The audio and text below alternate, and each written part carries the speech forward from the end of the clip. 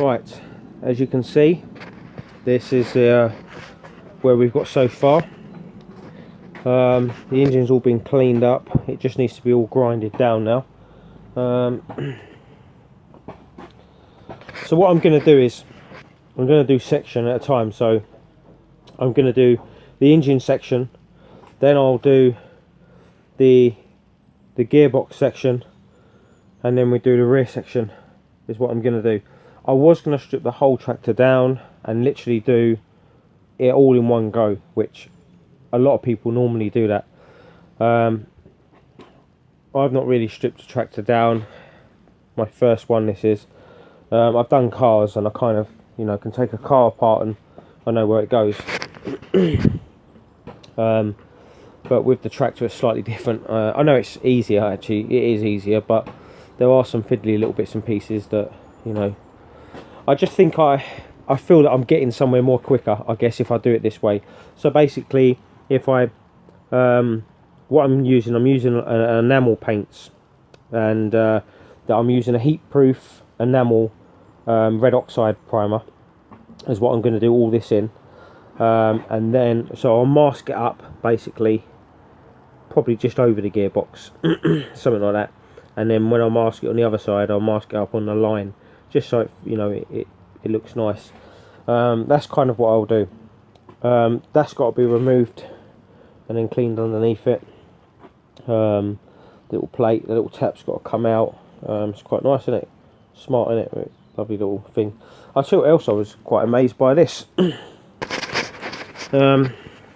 How good this is. It's unbelievable. I cannot believe on how well manufactured this is. It's absolutely amazing. I've got a Rolls Royce and this dipstick is exactly the same. Them bits there, exactly the same as a Rolls Royce. It's exactly the same.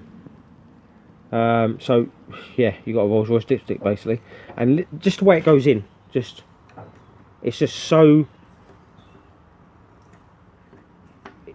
unbelievable. The quality on the parts on this tractor, like even a little tap here, you know, to drain your water, it's just amazing. The quality, the nuts, I've not had any problems with any nuts on this. Taking the front end, they just literally unbolted off nice and easily, and the reason for that is because they're manufactured right. If a nut and bolt is manufactured correctly, it will come out, it will last a very long time. And when these tractors were built, boy, they were built to last, and they're doing that. It's amazing. Only if they wished, I just wish they built things like this now, to this day. If they actually built tractors and things to this day, the way this is built, things would last a lot longer. But yeah, this is pure British for you. This is quality engineering. So what I'm going to do is I'm going to primer it all in enamel red oxide. Then I'm going to go over the top of that with a grey primer, which is going to be a real solid primer, which again is an enamel paint. Then on top of that, I'm then going to go with the actual colour itself, which I believe is enamel paint as well, which I've got to order that. I'm going to actually order that paint, and obviously, yeah. So what I'll do is I'll do each section at a time. So we do this, you know, then we do this section, and then we do the rear section. It then gives me a chance to start putting the front back on and getting some front wheels back on it, and just gives me a chance to kind of work on things, to get things there.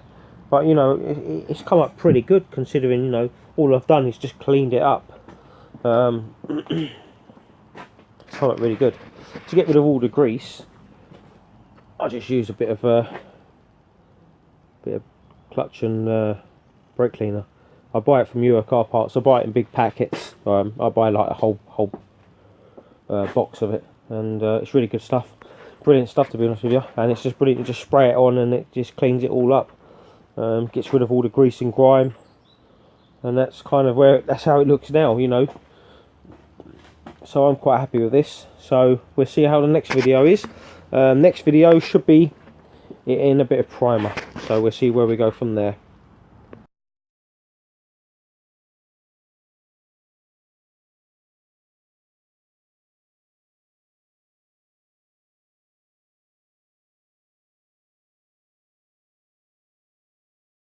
Right, here we go. As you can see, it's in grey primer now. I did get carried away. I was going to do a video with it in the red oxide enamel primer, but however I got carried away, and once it dried I then went straight on with this primer. I'm quite impressed. It's come out really well. Looks really good. It's come out pretty good actually. So yeah, it's looking pretty good. So I'm going to do a section at a time, and then what I'll do is I'll bag this up in polythene, cover it up, mask it all up, and then we can paint the next half.